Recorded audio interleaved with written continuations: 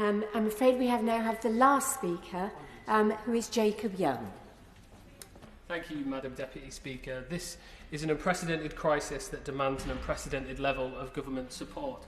And our Conservative government has been there for the most vulnerable at every turn. Never has any government in our history done so much to support those in need.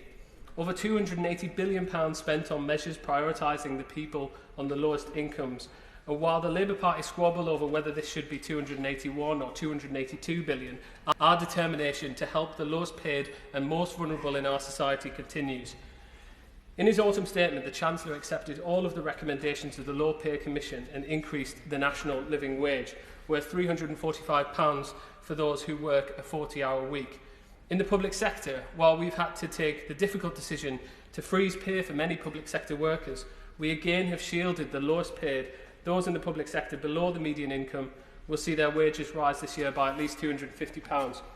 And since 2010, we have raised the personal tax thresholds to £12,500, something that benefits the least well-off the most.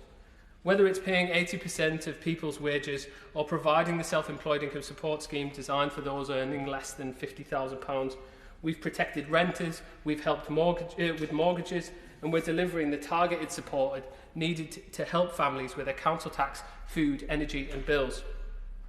We've continued to prioritise the least well-off. Meanwhile, Madam Deputy Speaker, the leader of the Labour Party characteristically offers only division and indecision. Last week he said he wanted more restrictions on our economy, but won't tell us what they could be. He's told us he wants to scrap our Brexit deal and do his own, but won't tell us what that will include. And now he said he wants to scrap universal credit, but won't tell us what would replace it. Sadly, since the first lockdown in March, the number of people claiming universal credit has doubled.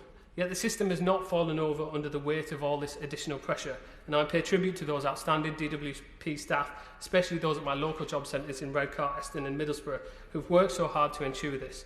The Labour Party can criticise universal credit and the DWP all they like, but they know that the legacy system they left behind would not have been able to cope with this increase in demand. And while we have invested in universal credit by doubling the number of job coaches to provide the necessary one-to-one job seeker support that we know works so much better, they would throw it all away rather than admit it is delivering exactly on the priorities of those who need it most. Work is the best route out of poverty, which is why we have taken such extraordinary measures to protect as many jobs as we can. This government is rising to the immense challenge presented by a crisis like no other in our history. We are all in this together, and together is how we'll beat this virus.